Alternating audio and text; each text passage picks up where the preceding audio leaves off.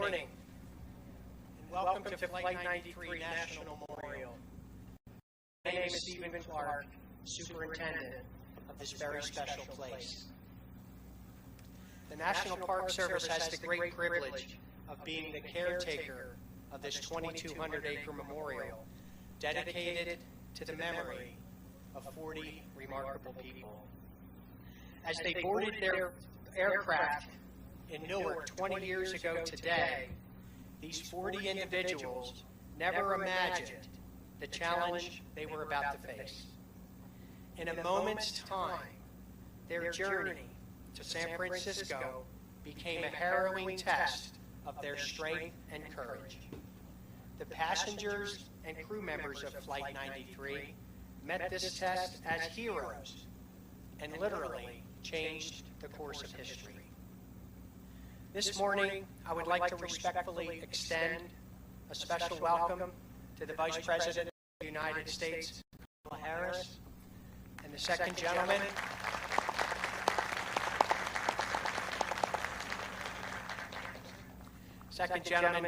Douglas Emhoff, and to the 43rd President of the United States, George W. Bush,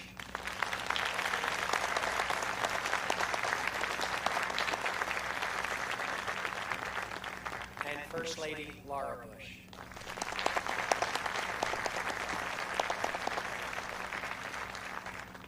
I'd also like to provide a special welcome to the Secretary of the Interior, Deb Haaland.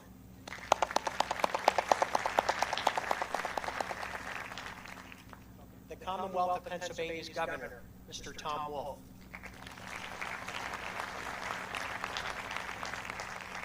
And finally, the President of the families of Flight 93, Mr. Gordon Feld.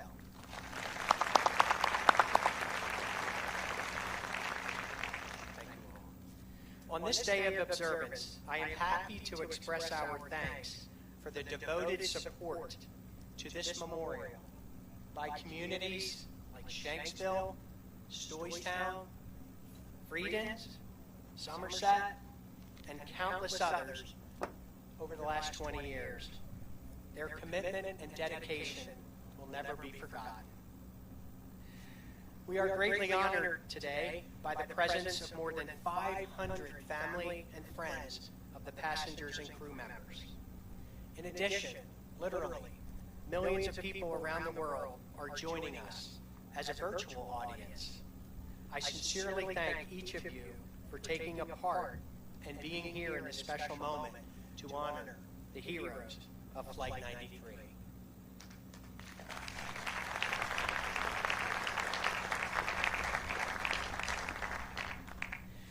As our nation continues to work together to fight the global pandemic, we encourage those in attendance today to join us in wearing a face covering. We have come together with the families and passengers and crew members to honor the 40 heroes of Flight 93. By observing this precaution, we can best protect ourselves and look out for each other on this day of remembrance. 20 years ago today, when the United States was attacked, numerous heroes emerged in New York, at the Pentagon, and aboard Flight 93. The 40 passengers and crew members, mostly strangers to one another, collectively stopped their hijacked plane from reaching its target. Their actions saved hundreds, perhaps thousands of lives and preserved the United States Capitol, the symbol and the center of our democracy. For 20 years, they have been remembered as examples of the best of humanity, having displayed strength and resilience in the face of tremendous adversity. We remember and we come together today to honor them. Let us also remember those who perished at the World Trade Center and at the Pentagon on that day 20 years ago. I ask that you please stand as you are able for our national anthem performed by the President's own, the United States Marine Band. Please remain standing afterwards for the invocation led by Reverend Dr. Margaret Grun-Kibben, the chaplain of the United States House of Representatives. Oh, say can you see by the dawn's early light what so proudly we hailed at the twilight's last gleaming, who brought triumph and bright stars through the perilous fight. For the ramparts we watched were so gallantly streaming, and the rockets red glare, the bombs bursting in air, gave proof to the night that our flag was still there. Oh, say does that star-spangled banner yet wave o'er the land of the free and the home of the brave?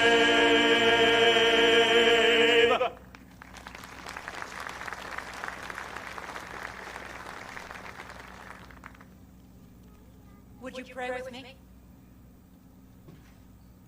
Holy and eternal God, we approach you today keenly aware of that bucolic morning 20 years ago, when our nation's peace was shattered and thousands of souls perished at the hands of evil. As we honor the heroic sacrifices of the men and women of Flight 93, we yearn for a sense of your loving presence, because only in you can we find respite, security, and peace in the midst of our memories, our grief, and even our anger. God, we pray your blessing over this gathering and on all for whom this moment is an excruciating reminder of fear and loss. Speak into the shadows of these last 2 decades, which left thousands of families bereft of loved ones, and our country fractured by the devastation we have seen and experienced. God, we pray your blessing over this gathering. Remind us that the virtue that our heroes displayed is still alive, that freedom by your grace is still ours. Then ennoble us as a nation to hold on to our unity, that we will not ever surrender our commitment to liberty and justice, no matter the cost. Bless us with a sense of resilience born in our faith in you, and may our tribute to those who gave the full measure in defense of freedom be worthy of their sacrifice and given in your honor. God bless America, and receive our prayers as we offer them in the strength of your name. Amen.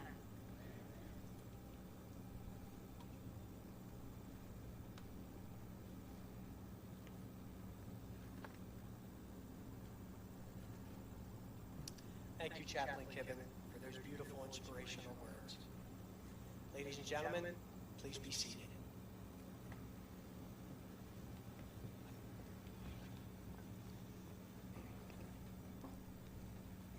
At this moment, 20 years ago, 40 brave individuals, realizing their hijacked plane was part of a larger attack, were preparing to act. By talking to people on the ground, those aboard Flight 93 learned that the World Trade Center and the Pentagon had been struck by other airliners. Galvanized by that knowledge, the passengers and crew members joined together and decided to fight back. In a moment of terrible uncertainty, they were determined to control their fate. Their collective action that morning continues to inspire Americans and people all around the world. It is truly fitting that we pause to remember those individuals who lost their lives and saved so many when Flight 93 crashed into the hallowed ground just next to us at 10:03 a.m. Helping to pay tribute to the 40 passengers and crew members this morning is Alan M. Handman, the architect of the United States Capitol on September 11, 2001. Mr. Handman will lead the reading of the names, joined by family members who will read the names of their loved ones. After each name is read, Kevin Husek and Christian Boyd, who were first on the scene with an ambulance crew out of Somerset to respond after the crash. Those true heroes, those patriots, both Kevin and Christian, will ring the bells of remembrance in their memory. Following the moment of remembrance, retired Los Angeles City Fire Department Battalion Chief Stephen Ruda will offer a brief reading.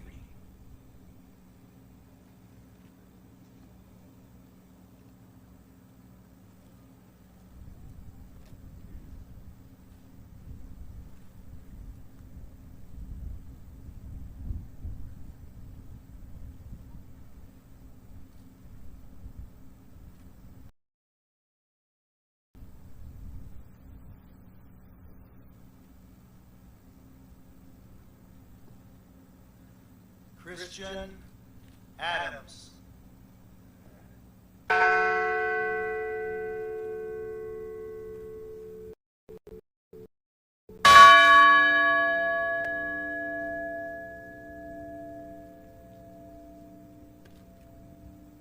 Lorraine Grace Bay, our angel.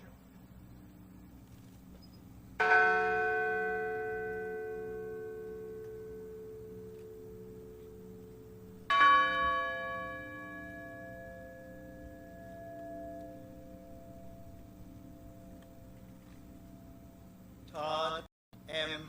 Beamer.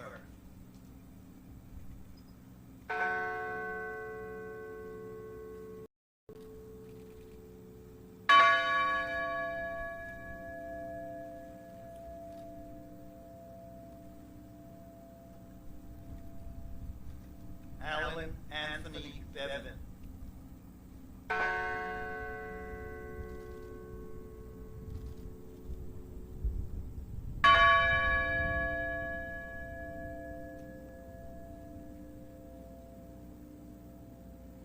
Mark Bingham.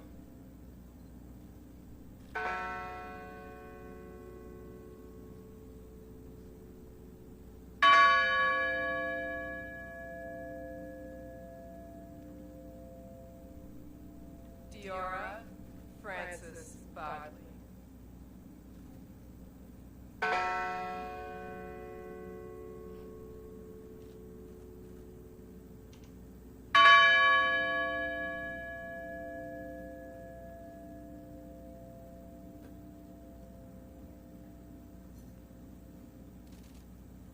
Sandy Law Bradshaw.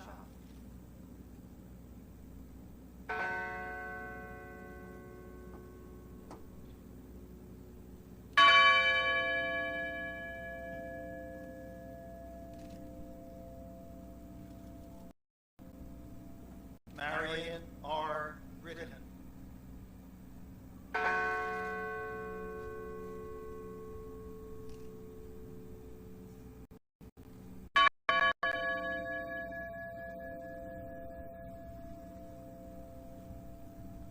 Thomas Burnett.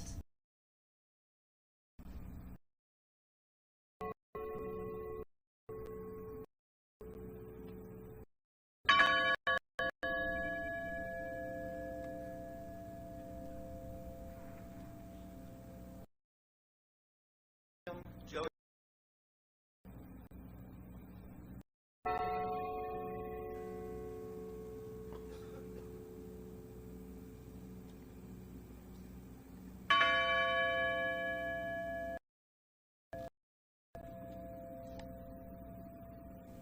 Georgie Maris.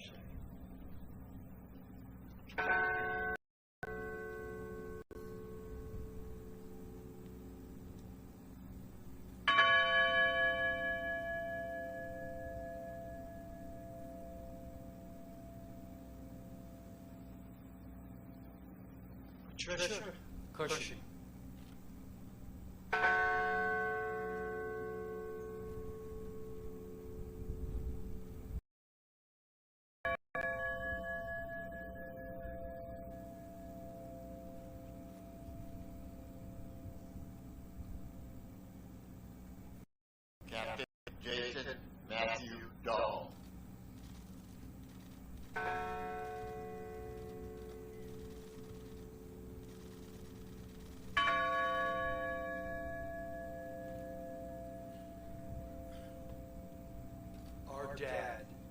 Joseph DeLuca.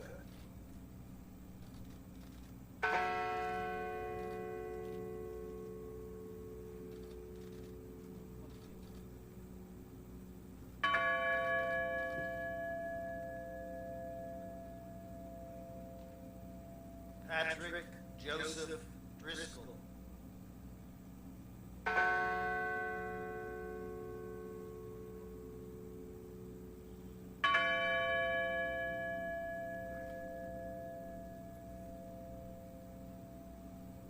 My husband, Edward Porter Phelps.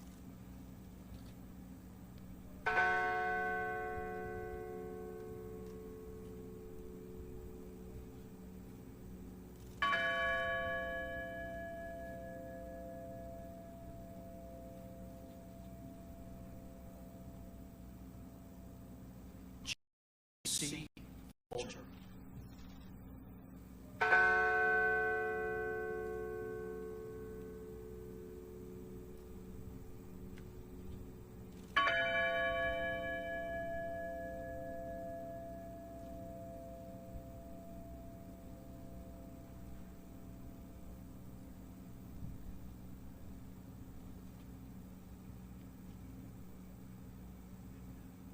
Colleen Fraser.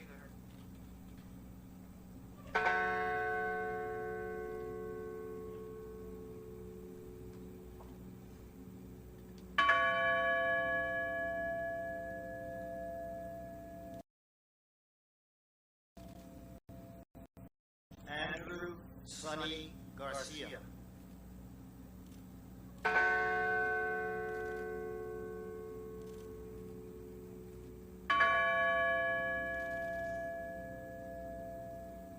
Our beautiful loved one, Jeremy Logan Glenn.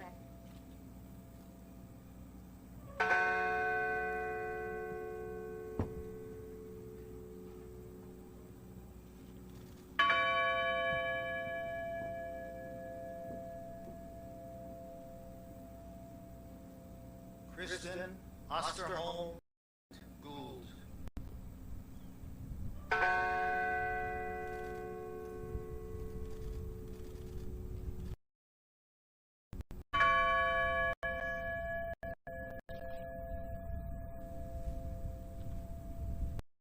Lauren Catuzzi, Grand Colas, and our unborn child.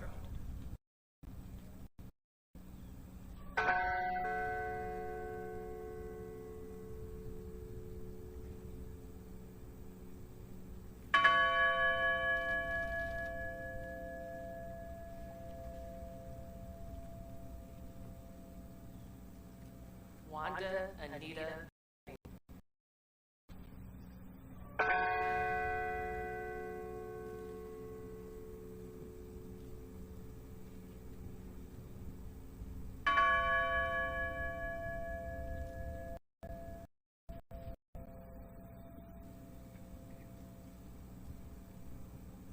My dad, Donald Freeman Green.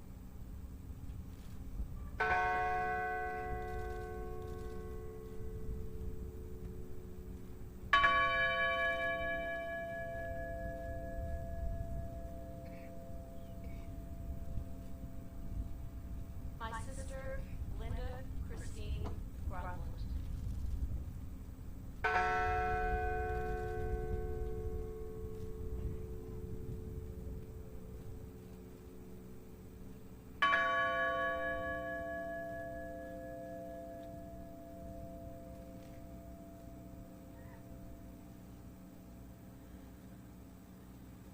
My beloved brother and son, Richard Jerry Woodagno.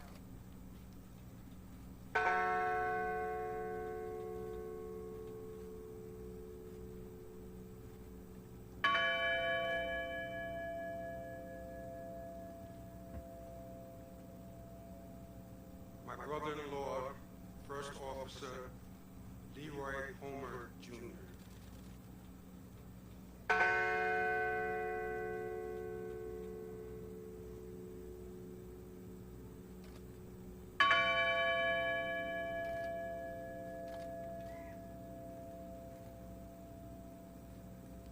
Toshia Huga.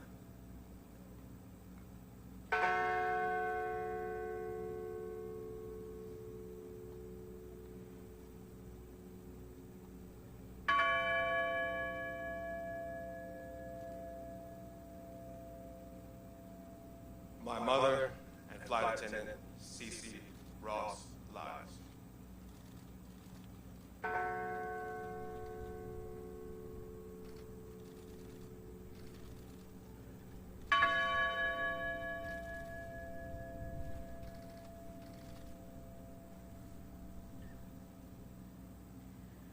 My grandmother, Hilda Marson.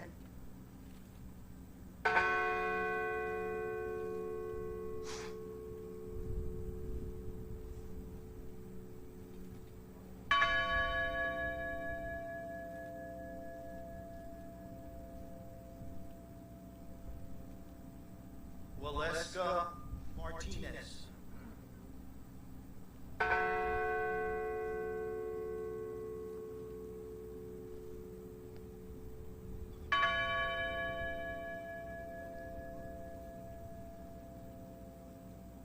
My sister, Nicole Carol Miller.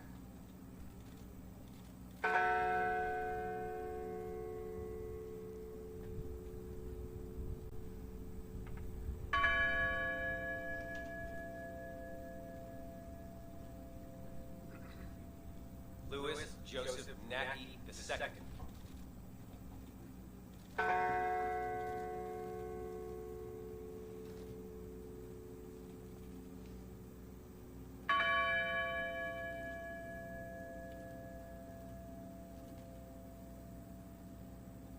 Donald Arthur Peterson.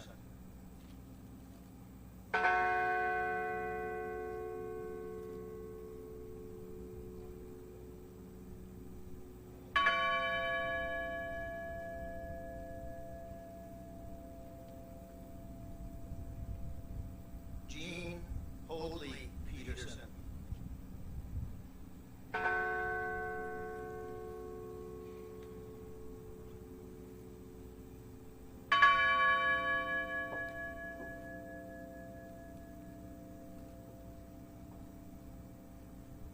Mark David Rothenberg.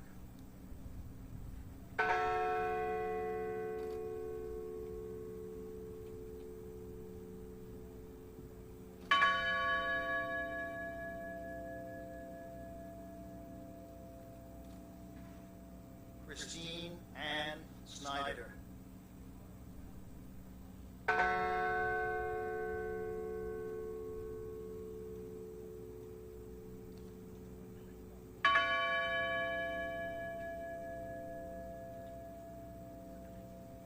My dad, John Talibani.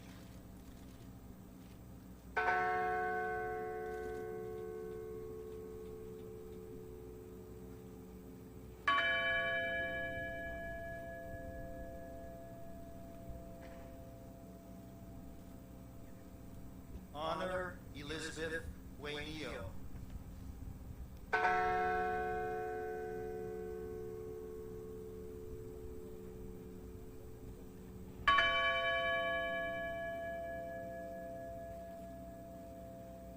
My cousin, Debbie Jacobs Welsh.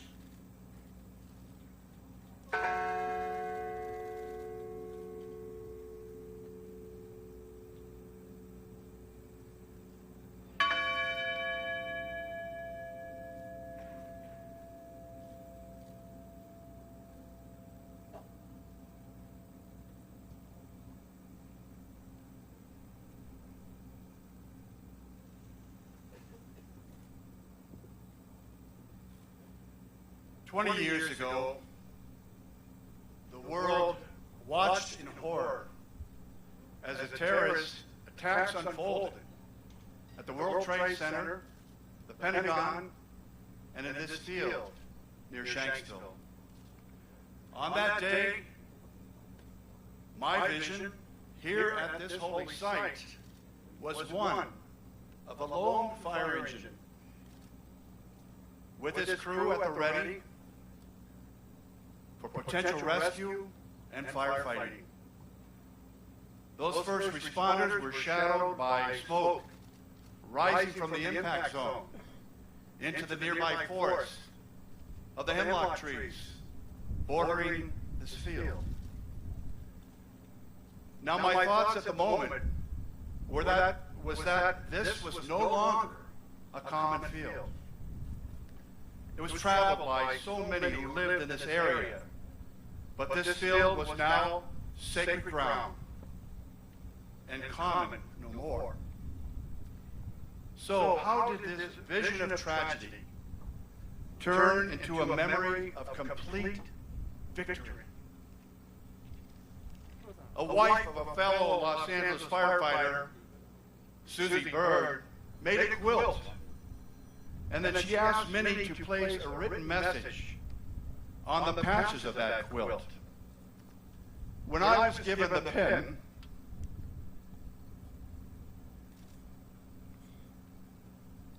I recollected the vision that I had seen on September the 11th, 2001, and I wrote, "A common field one day,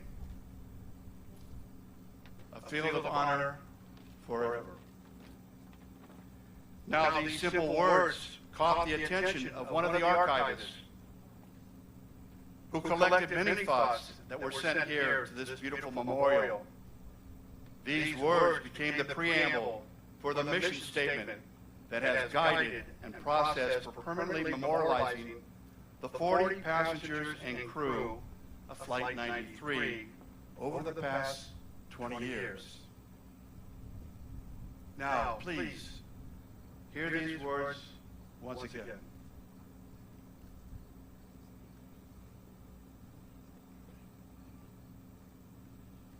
A common field one day, a field of honor forever. May all who visit this place remember the collective acts of courage and sacrifice of the passengers and crew. Revere this hallowed ground as a final resting place of those heroes, and reflect on the power of individuals who chose to make a difference. Peace be with you.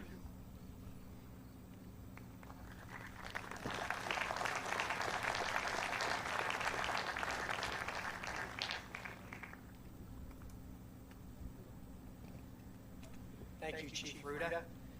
Your eloquent words have truly helped to define our understanding of this hallowed ground. Sir, thank you. Once again, our sincere appreciation to Mr. Hampman, all of our family readers, and finally bell ringers Kevin Husek and Christian Boyd. This nation relies upon the men and women of our military for our protection. We owe them a debt of gratitude which truly can never be repaid for their sacrifices they and their families have made in preserving this great nation. I would like to acknowledge the men and women currently serving in our nation's military and all of our veterans who have so bravely served this country. Assisting with today's observance are 40 sailors from USS Somerset. Named for Somerset County, where Flight 93 crashed, she is one of 3 ships that remember the tragic events of September 11, along with USS Arlington and USS New York. Thank you, sailors, for being with us this morning.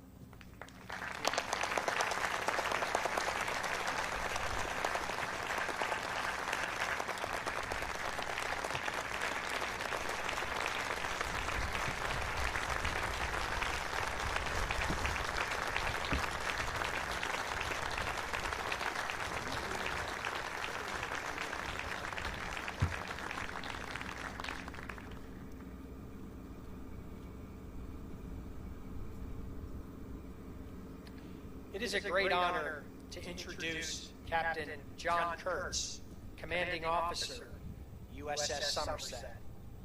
Captain Kurtz grew up in Pennsylvania and graduated from the Naval Academy in 1996.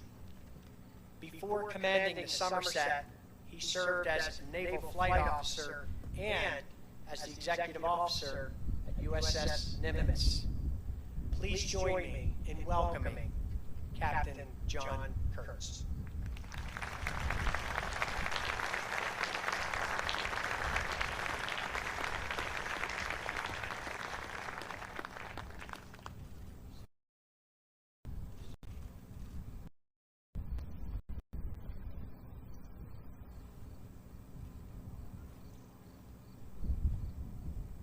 Virtus per adversa.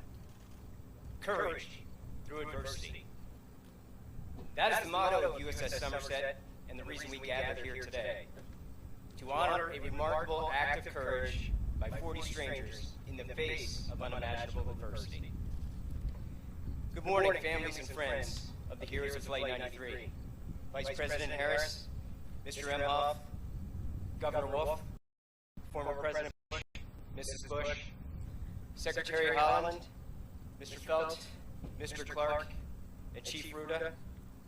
It is one of the highest honors of my life to be here representing the nearly 435 United States sailors and Marines currently serving aboard USS Somerset.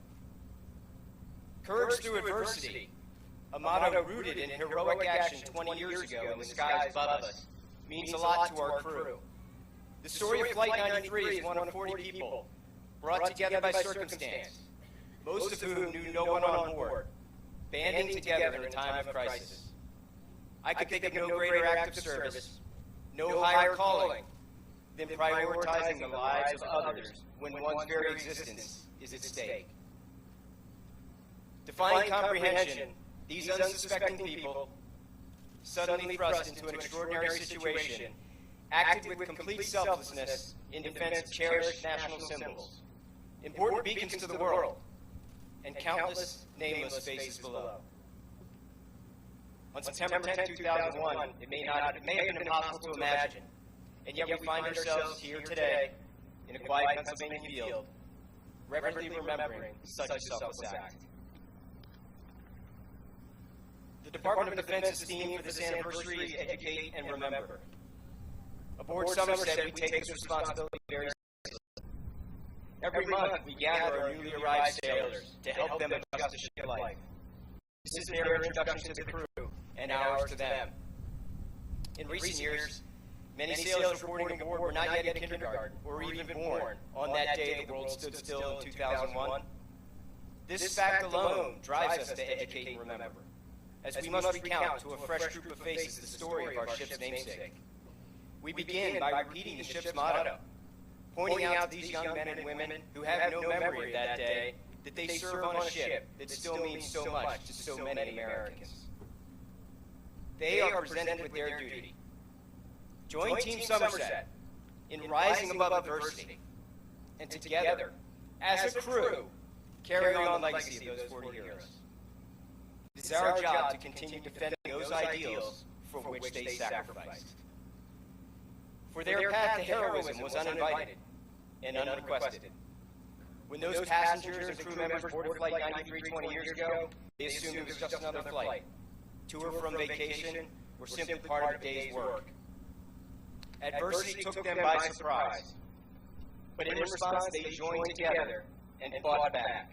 They put others ahead of themselves, a testament to service and sacrifice.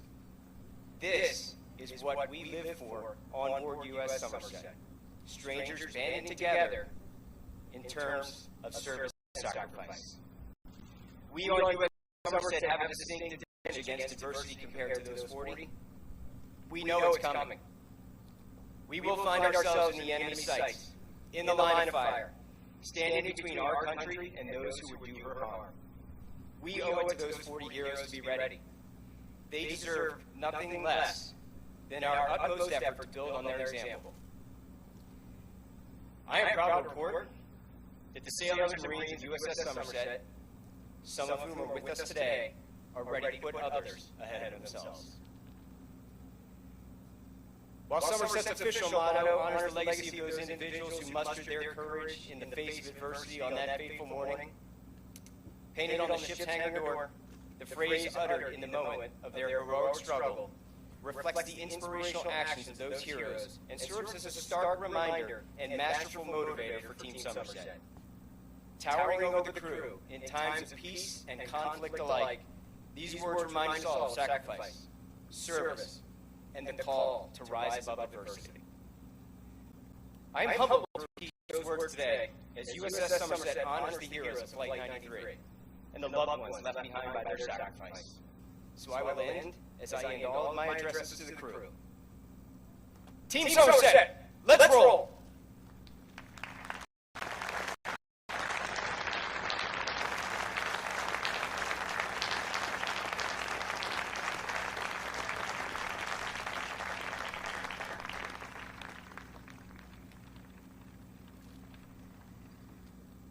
Ladies and gentlemen, I think our nation is really incredible hands. Having gotten to know the captain and the sailors of the Somerset, and all throughout Somerset County over the last couple of days, Captain, you truly have made this event even more memorable. So, sir, thank you again for your service. God bless you, and it's so great to have you and your sailors here today. Thank you.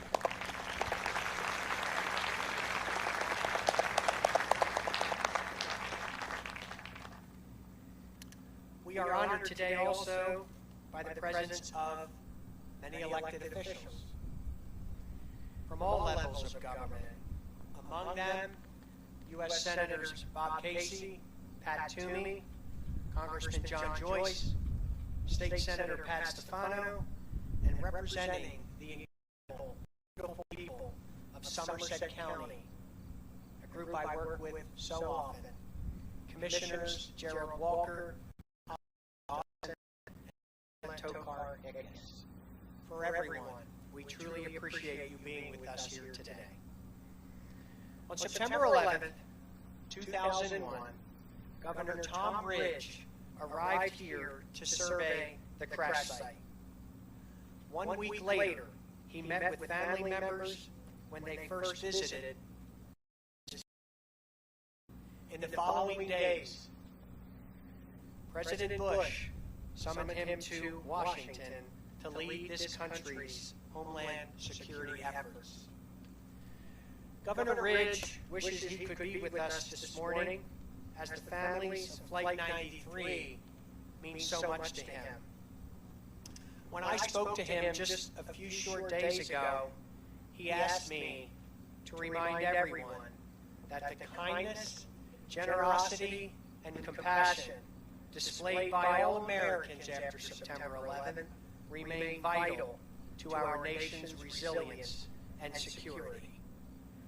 Governor Ridge, you are indeed with us in spirit, and thank you so much for your support over these many years.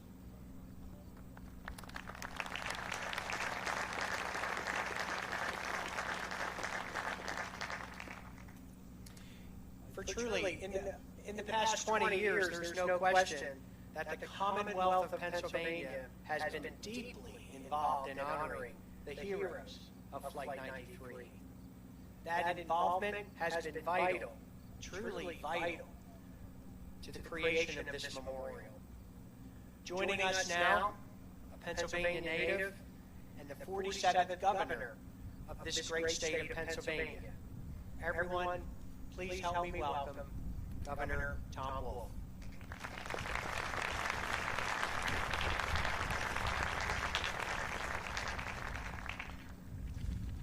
Thank you, Stephen. Thank you, everyone, for being here. Thank you for honoring me, allowing me to be here today. Pennsylvania is indeed proud to have been involved with these memorial services and with everything to honor the people who gave so much to all of us on that day. But every time I visit this memorial, I am struck by the solemnity of the place.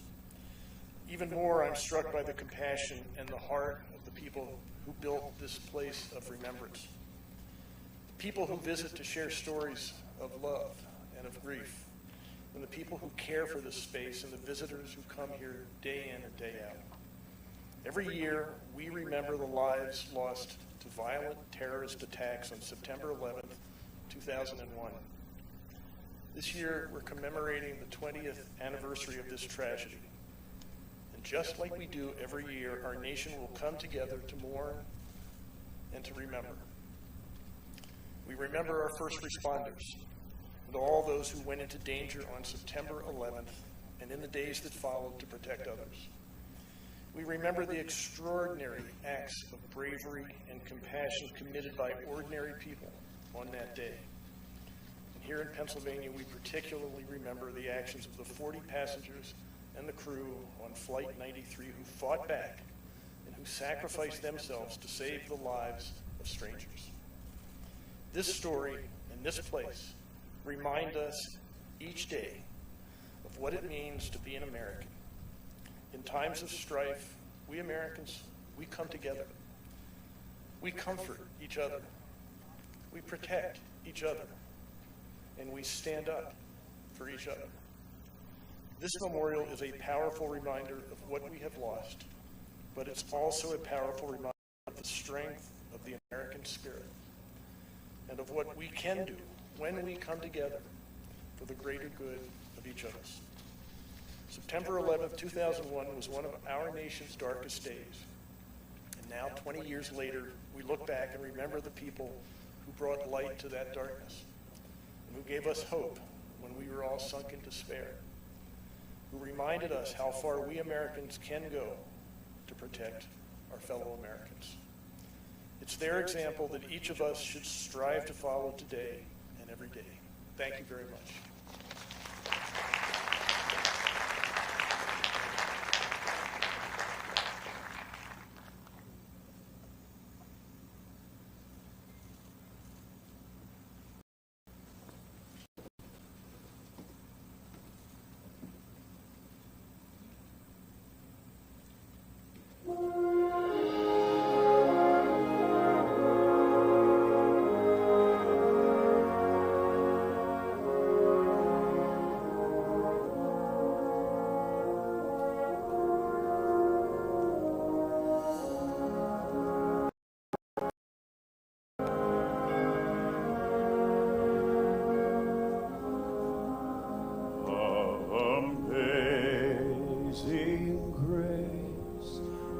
Sweet the sound that saved a wretch like me.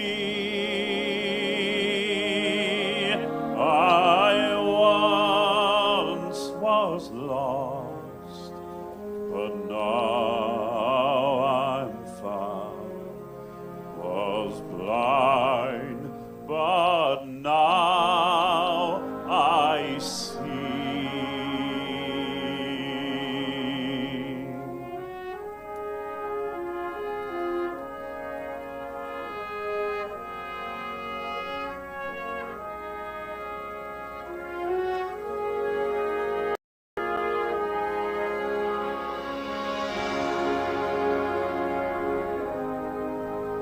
Was grace that taught my heart to feel, and grace my fears relieved. How precious did that grace appear, the hour I first believed.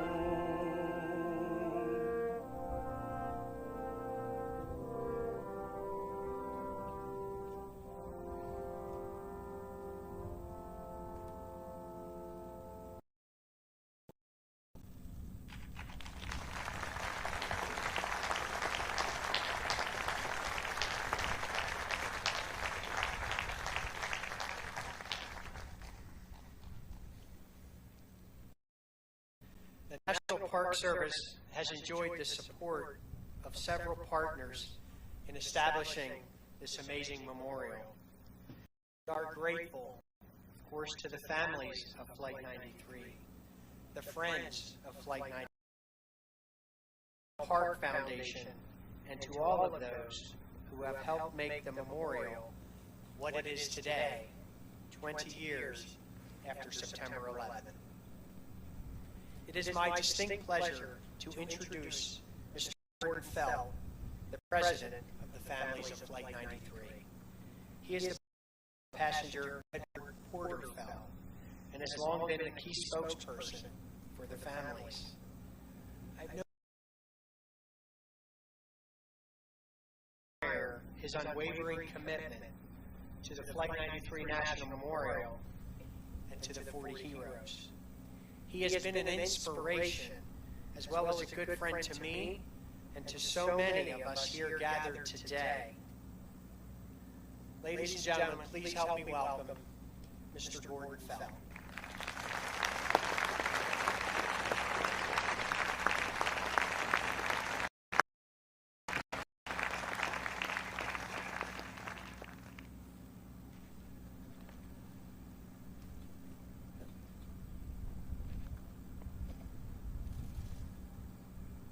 Madam Vice President, Second Gentleman,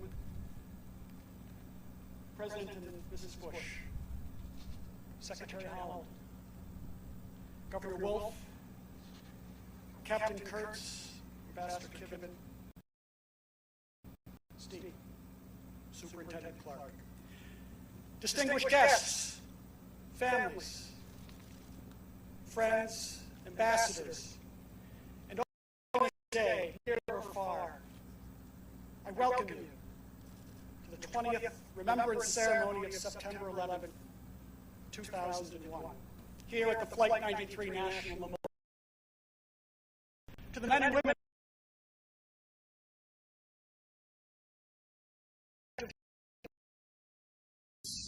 near and far, you honor us with your presence. And we must never forget that there are thousands of your brethren gravely injured, or that have lost their lives while serving, or as a result of their service during these past 20 years. Their loss reminds us that September 11th was not a singular event, but a date that marked a cultural paradigm shift in our country and for freedom-loving people across the globe. To the families of Flight 93 here and at home, honoring a loved one, my heart goes out to you.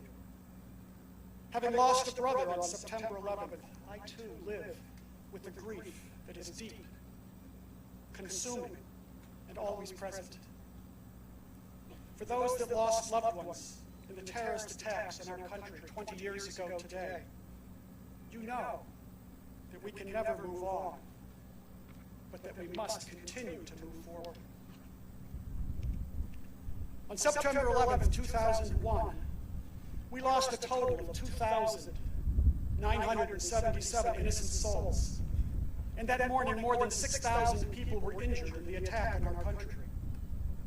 2,606 died in the World Trade Center, 125 at the Pentagon, and 246 innocent people were murdered on the 4 hijacked planes, 40 of which were on Flight 93, brought down here in a field just outside of Shanksville, Pennsylvania, as our heroes fought to overcome the evil brought to our shores that morning. To date, an additional 2,000 first responders that took part in the immediate rescue and continued recovery efforts have died from related illnesses. And with every month, we continue to lose more. The ripple effect of September 11th is unfathomable. There are still many questions to be answered about the day, facts to be declassified and released, and justice to be served. So much of September 11th involved pain, loss, and terror. Our lives were never to be the same. And yet, from the ashes of the day, stories of heroism and extraordinary courage emerged, providing hope to a world adrift in fear and confusion. First responders running into burning buildings with little regard for their own safety, while citizens inside those buildings refused to run from danger so that they could offer assistance and comfort to those less able, surely knowing that their decision would cost them all but their honor. And here in the skies over southwestern Pennsylvania, a group of 40 individuals, mostly strangers, when becoming aware of what was taking place on the ground that morning, found the courage to band together at a moment's notice, without regard for political, religious, professional, or cultural differences. Our 40, under extreme conditions, were able to change the course of history, averting the potential of our final image that fateful day, being the Capitol dome, collapsed and on fire, the greatest symbol of our democracy in ruins. As the personification of that symbol, our heroes embraced the tenets of democracy that no expression of terrorism will ever extinguish.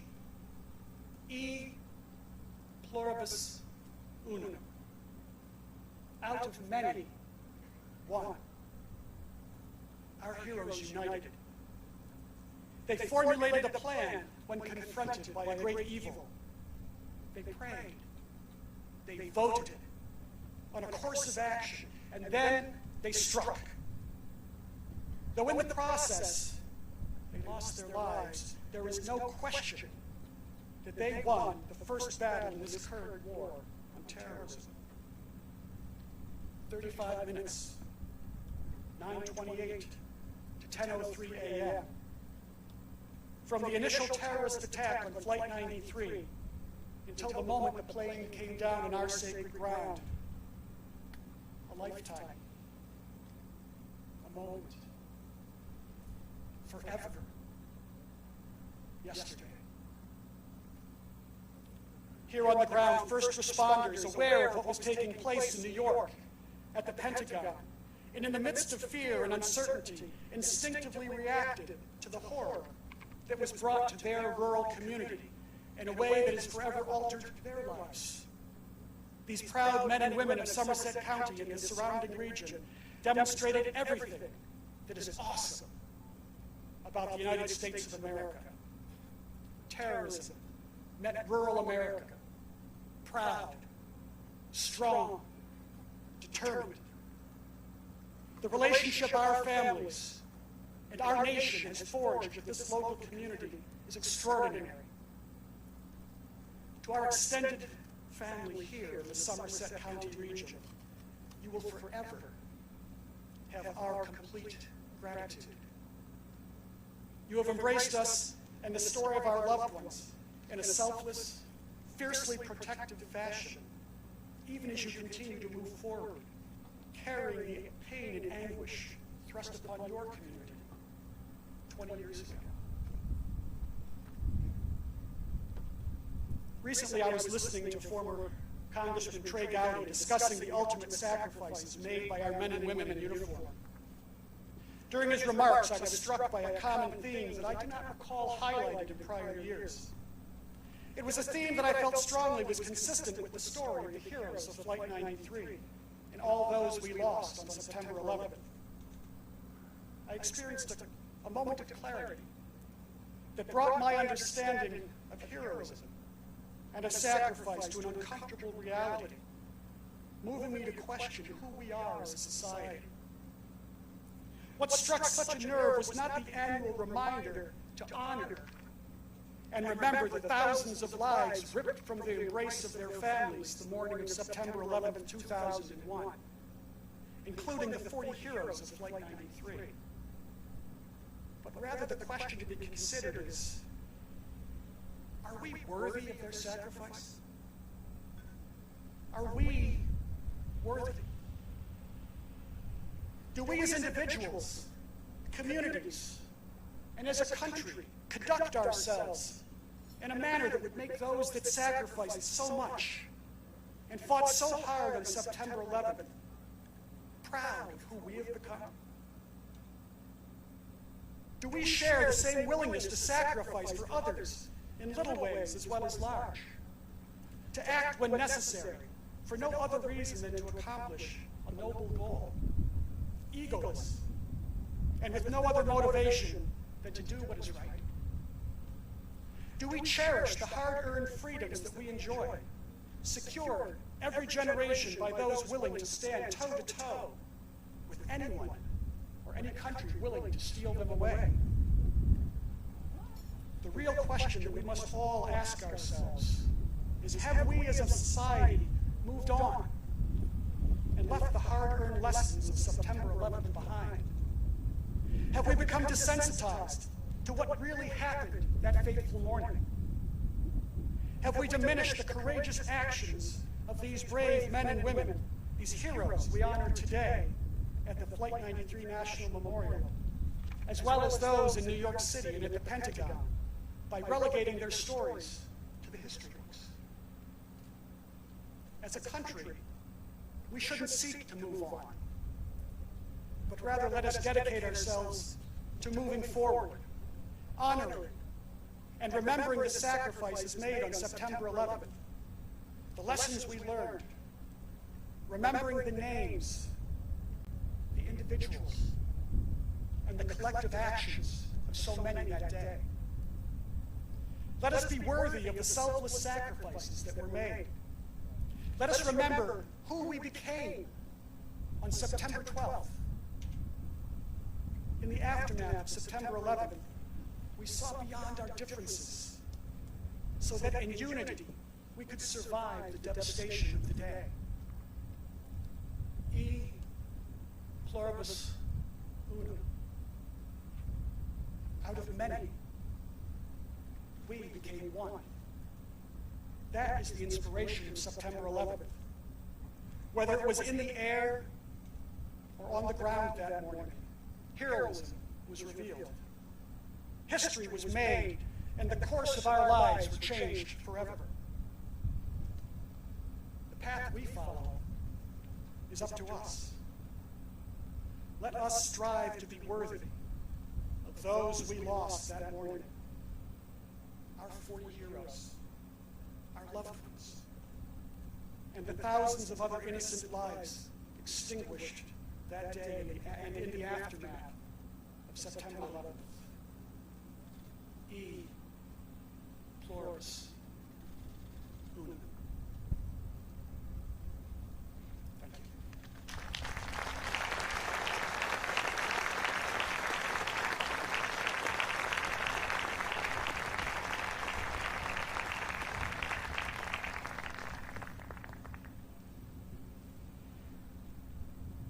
Thank you, Gordy. An enduring moment in the days after September 11th occurred when President George W. Bush used a bullhorn to speak to firefighters at Ground Zero in New York. His words provided sorely needed encouragement to a grieving country. A common thread of heroism running through each of the 3 attack sites on September 11th was the devotion to duty shown by our first responders. They made the nation proud then, and they continue to do that now. Thank you to all of our first responders across these great United States, for we are truly grateful for your service.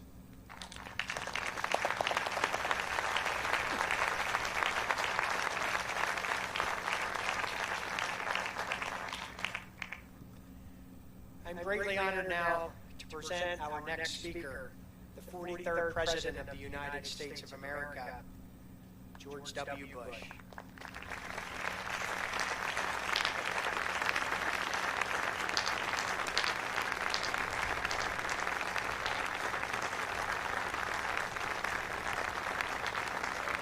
Thank you, ladies and gentlemen.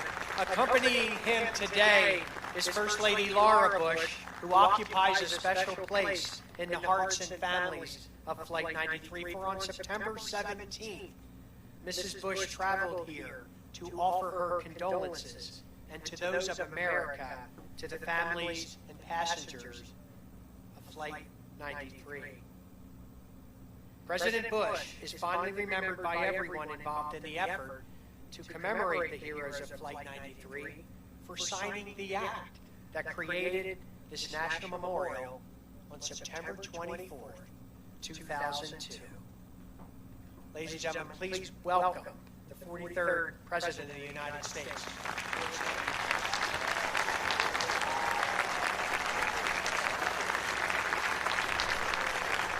Thank you all.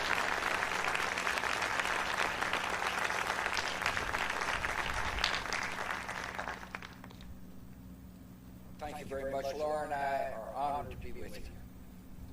Madam Vice President, Vice President Cheney, Governor Wolf, Secretary Holland, and distinguished guests.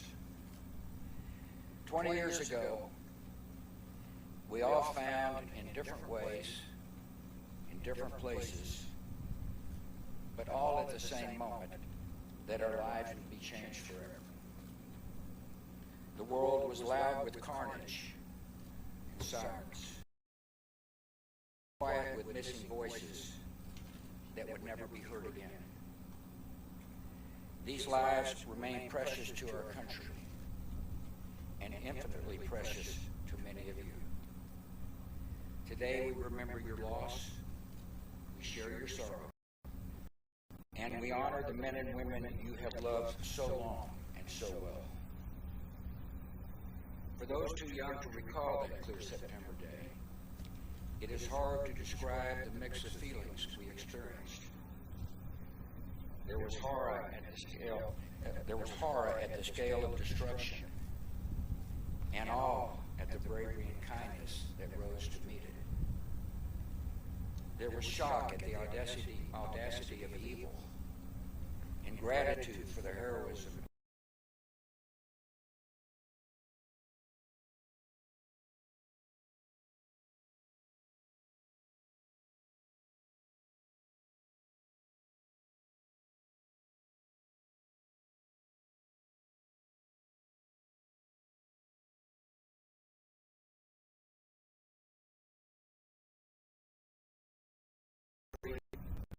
must always have a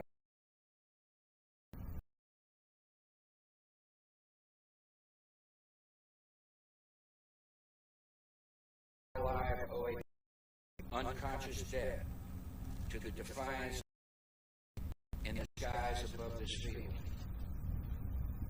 It would be a mistake to idealize the experience of those terrible events.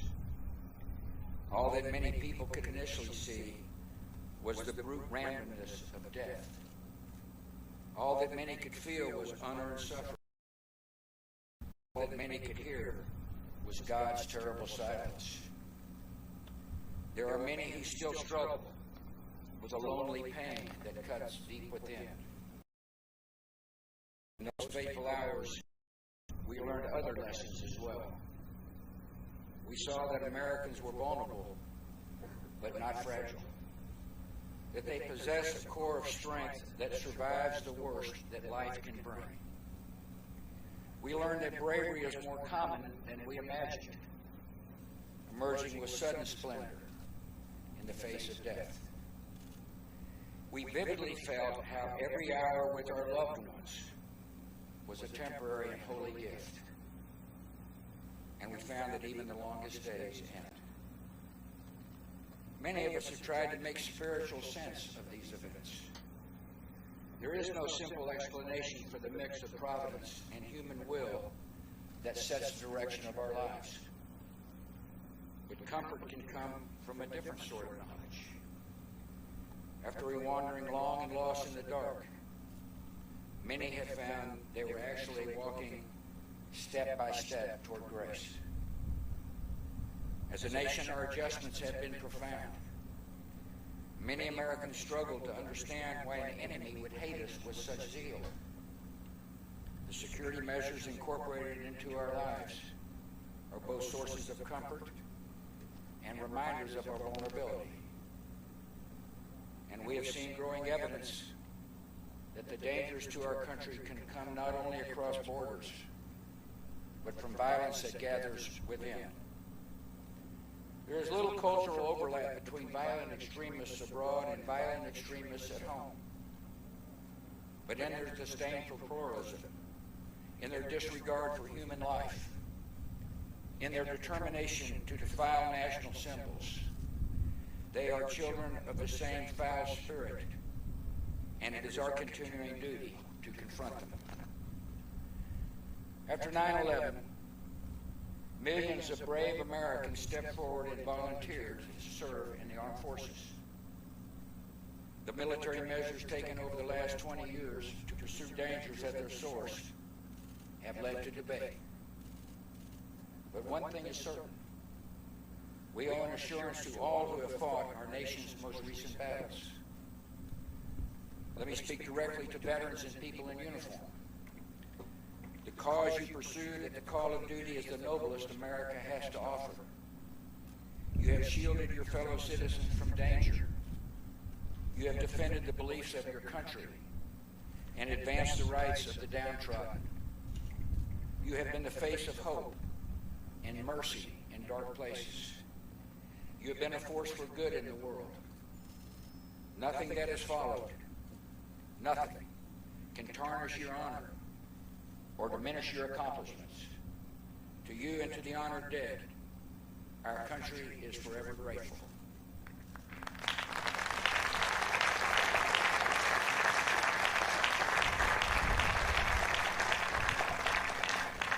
In the weeks and months following the 9/11 attacks, I was proud to lead an amazing, resilient, united people. When it comes to the unity of America, those days seem distant from our own.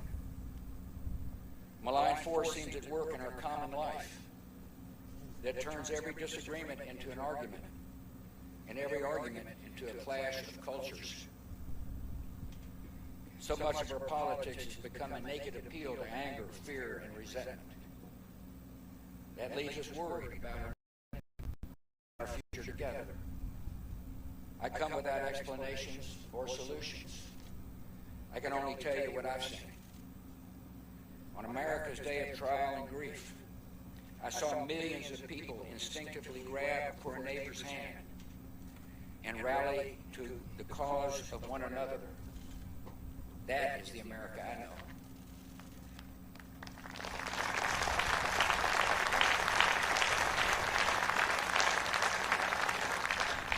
At a time when religious bigotry might have flowed freely, I saw Americans reject prejudice and embrace people of Muslim faith. That is the nation I know.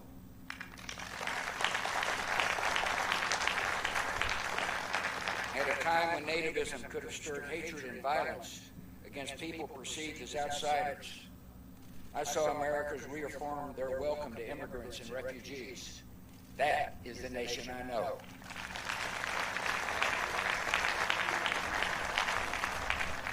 At a time when some viewed the rising generation as individualistic and decadent, I saw young people of service and rise to selfless action. That is the nation I know. This is not mere nostalgia. It is the truest version of ourselves. It is what we have been and what we can be again. 20 years ago, terrorists chose a random group of Americans on a routine flight to be collateral damage in a spectacular act of terror. The 33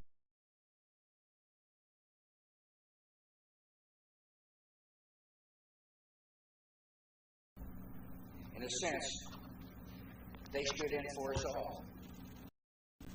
The terrorists soon discovered that a random group of Americans is an exceptional group of people facing an impossible circumstance. They comforted their loved ones by phone, braced each other for action, and defeated the designs of evil. These Americans were brave, strong, and united in ways that shocked the terrorists. but should not surprise any of us. This is the nation we know.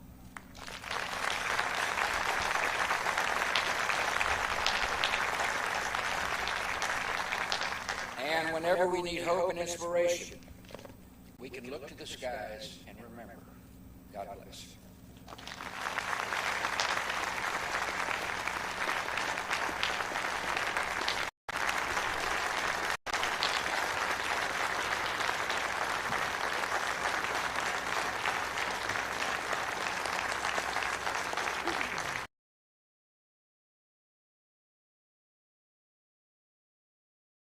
President for their words. You know, President Bush and Mrs. Bush have visited here several times. We are delighted, of course, to have them with us here today, now that the memorial for this memorial, which so beautifully frames this site, is the work of Paul Murdoch.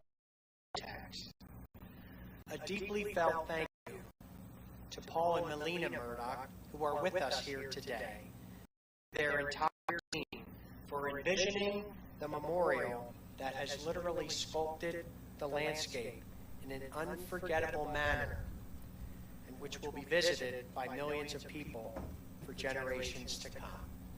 Once again, thank you to Paul and Melina and your entire team.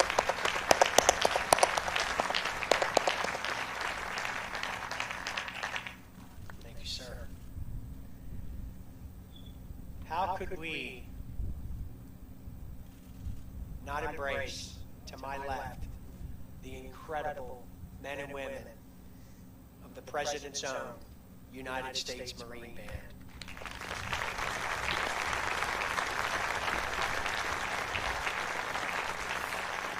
Formed in 1798, it's America's oldest continuously active professional musical organization. Think about that.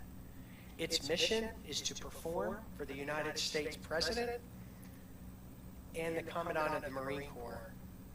We are truly privileged to enjoy this national treasure. Ladies and gentlemen, please once again join me in thanking and appreciating the incredible President's own.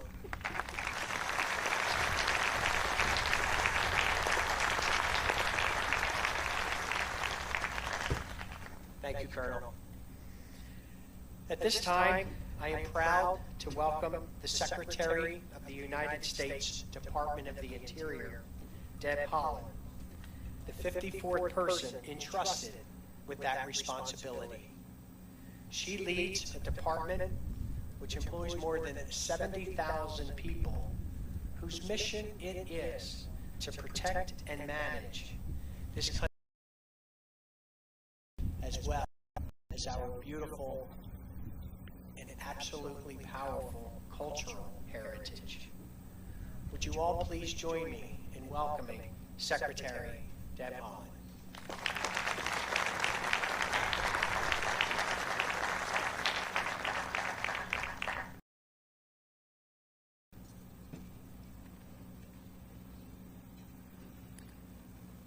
Thank you all so much.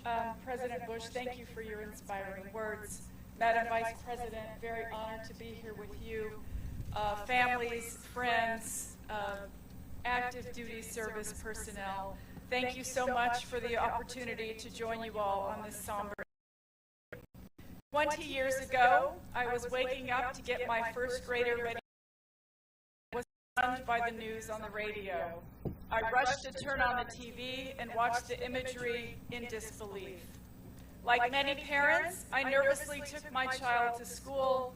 The pickup line was longer than usual that day. I know parents just wanted to hold their children close as soon as they could. They rushed to get to their next event, soccer practice, or home for homework. Parents, students, teachers, and school support staff joined hands around the school for a moment of silence. We mourned together. Every year on this day, we remember those we lost. We remember the first responders who ran in when everyone was running out. We remember the emergency crews who helped in the aftermath of that fateful day. We remember where we were and how we felt. And on this hallowed ground, we remember the heroes who made the ultimate sacrifice to save others. We honor their families, and we recognize the selfless patriotism they demonstrated on that September morning 20 years ago. It is with the support of the families of Flight 93, the Flight 93 Advisory Commission, the Flight 93 Memorial Task Force, Friends of Flight 93, and the National Park Foundation that this memorial serves as an enduring reminder of their bravery. There is no way to know how many lives these heroes saved, but we show our gratitude by visiting this place, gathering with loved ones, and most importantly, building a country where their children and grandchildren can thrive. Building a country of which they would be proud. We at the Interior Department will live up to that sacred responsibility by being good stewards of this memorial for generations to come. I appreciate everyone who worked so hard, including our National Park Service employees and the volunteers, to care for this land, to honor it for those who were lost, so that we may never forget the sacrifice. My child is grown now. Many like them have little, if any, memory of that day when our nation came together in grief. But thanks to this memorial, they and other children will know the story of what happened here. A set of brave individuals who made the ultimate sacrifice for our country. Their story will live on. To continue our remembrance, it is my honor and privilege to introduce our esteemed Vice President, Kamala Harris.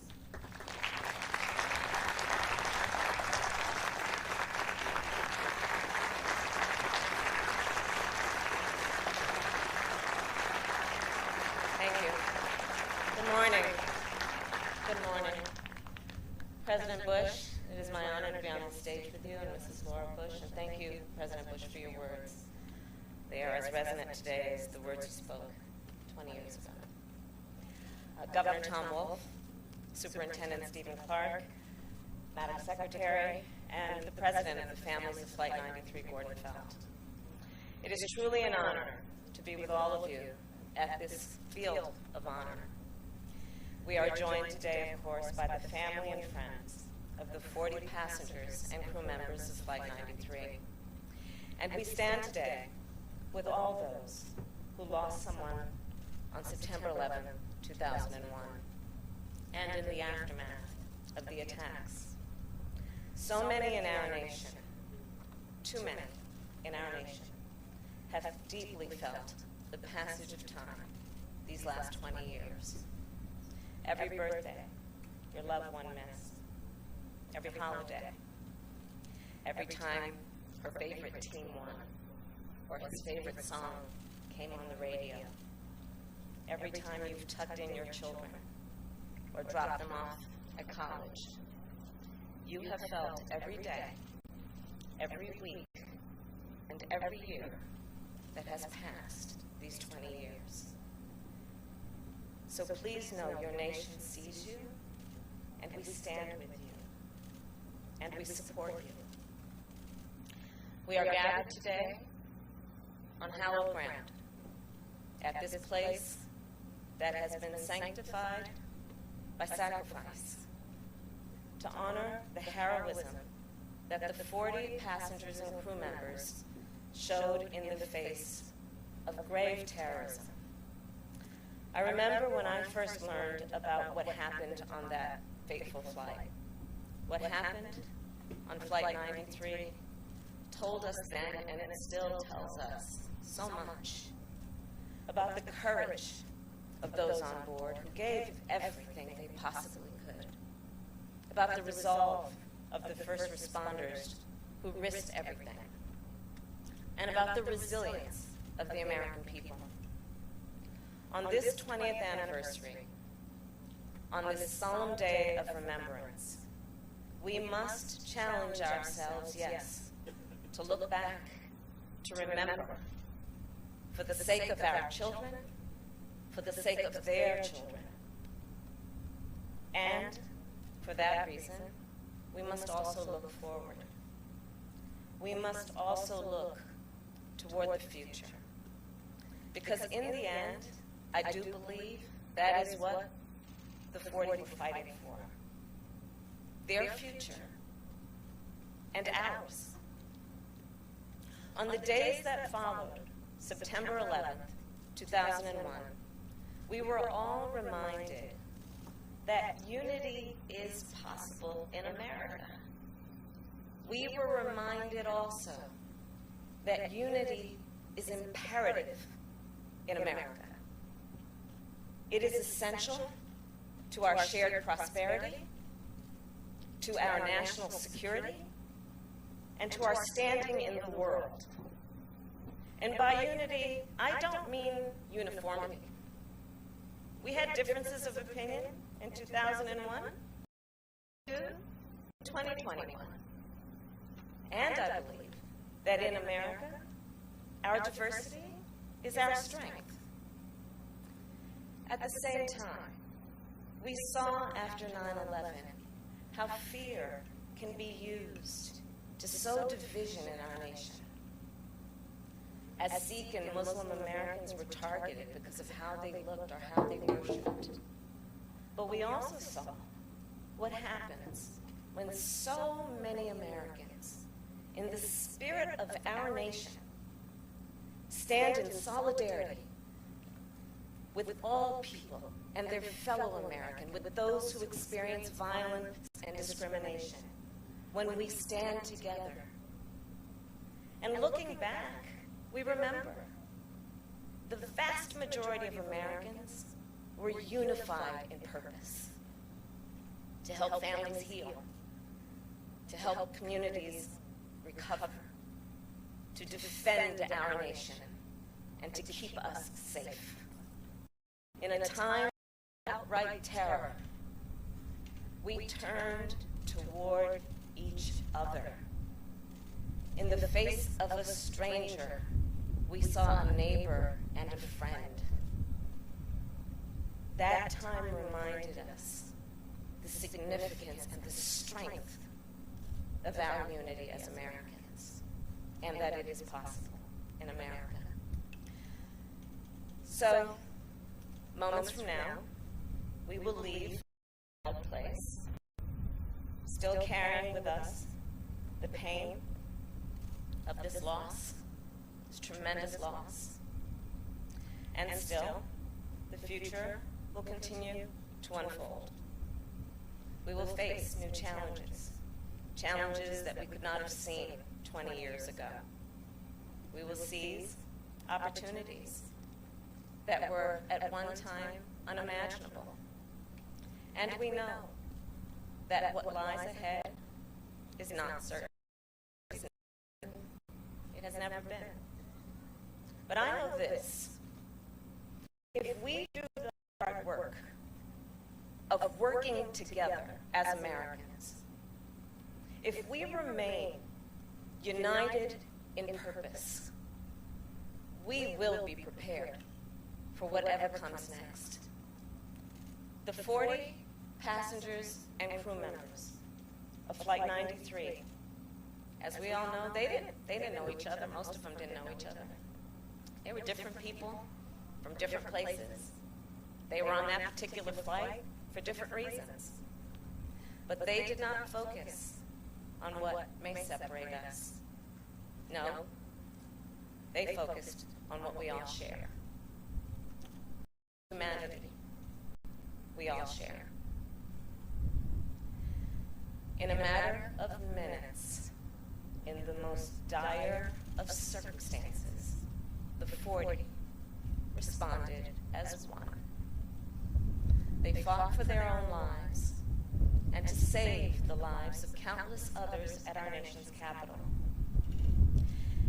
After today, it is my hope and prayer that we continue to honor their courage, their conviction, with our own, that we honor their unity by strengthening our common bonds, by strengthening our global partnerships, and by always living out our highest ideals. This work will not be easy, it never has been. And it will take all of us believing in who we are as a nation. And it will take all of us going forth to work together. Thank you all. May God bless you, and may God bless America. Thank you.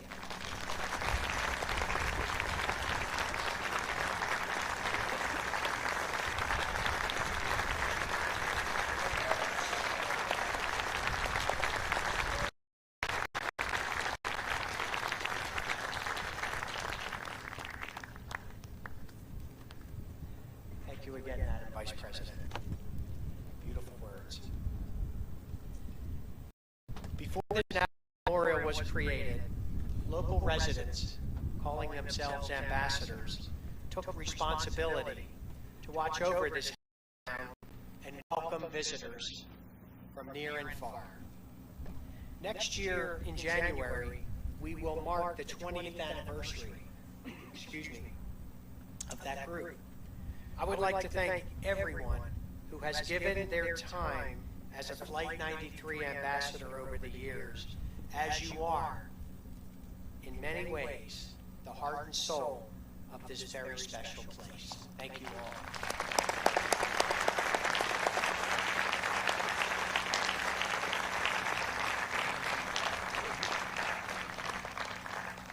Folks, it's literally over 10,000 hours a year by our ambassadors every day of the year, including those bitter, cold Western Pennsylvania February mornings.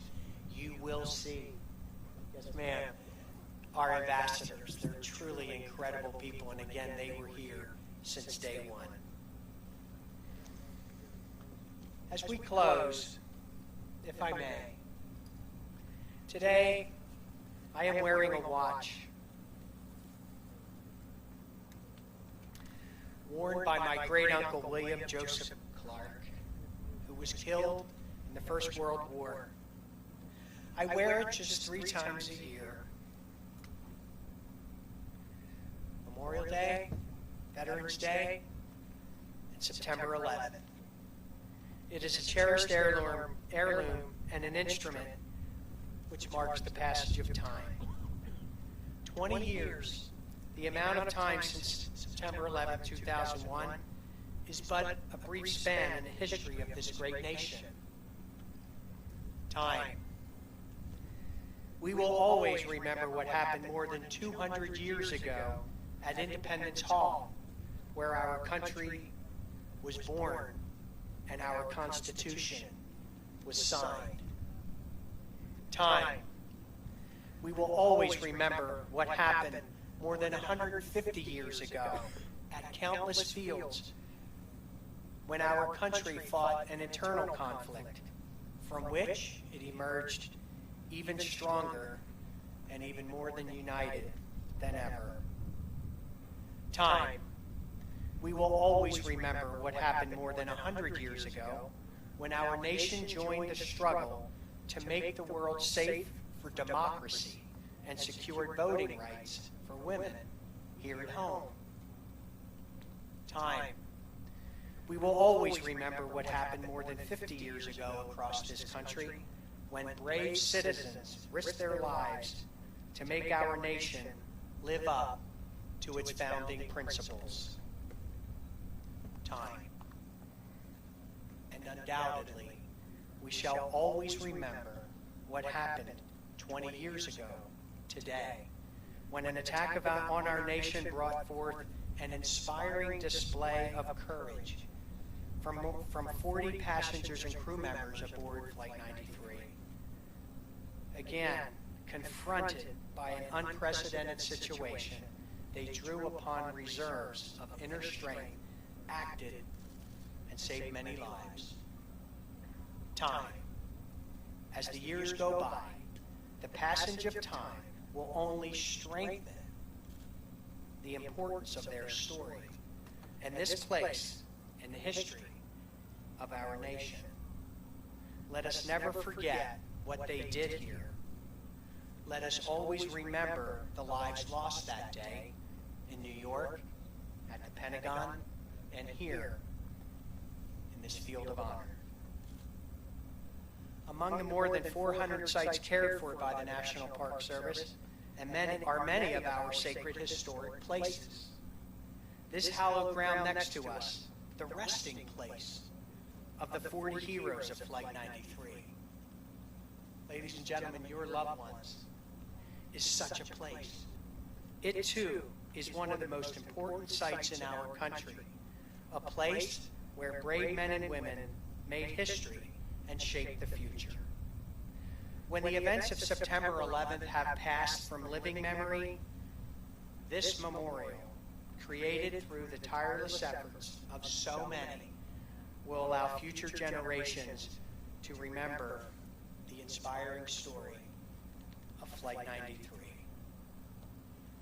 Once again, ladies and gentlemen, we truly are grateful to all of you for making and taking time on this special, special day to join us in remembering and honoring the 40 heroes whose names are inscribed on that wall. To those around the world, to everyone with us here today, and our cherished, cherished family members, thank you all so very, very much. Thank you.